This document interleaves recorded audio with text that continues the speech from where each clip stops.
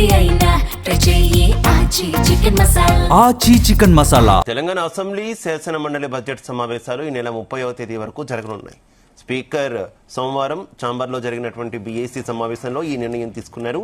ఈ నెల 31 వరకు నిర్వహించాలని బీఆర్ఎస్ సభ్యులు కోరగా సీఎంతో చర్చించి నిర్ణయం తీసుకుంటామని వెల్లడించారు. సోమవారం తొలి రోజు గవర్నర్ శివప్రతాప్ శుక్లా ఉభయ సభలను ఉద్దేశించి ప్రసంగించారు. అనంతరం సమావేశం ఇవాళ్టికి వాయిదా పడింది. ఇవాళ రేపు గవర్నర్ ప్రసంగానికి ధన్యవాదాలు తెలిపే తీర్మానంపై చర్చ.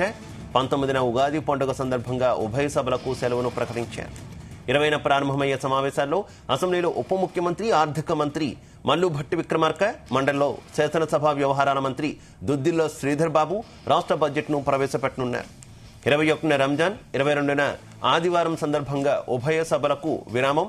23 నుంచి సమావేశాలు కొనసాగనున్నాయి. నిన్న అసెంబ్లీలో గవర్నర్ ప్రసంగాన్ని అడ్డుకునేందుకు బీఆర్ఎస్ నేతలు ప్రయత్నం చేశారు. గవర్నర్ ప్రసంగంలో అన్ని తప్పులే ఉన్నాయంటూ బీఆర్ఎస్ నేతలు ఆరోపిస్తున్నారు. ఈ నేపథ్యంలో నేడు గవర్నర్కు ధన్యవాదాలు తెలిపే సమయంలో అసెంబ్లీలో ఎలాంటి రగడ జరుగుతుందోనని ఆసక్తి నెలకొంది.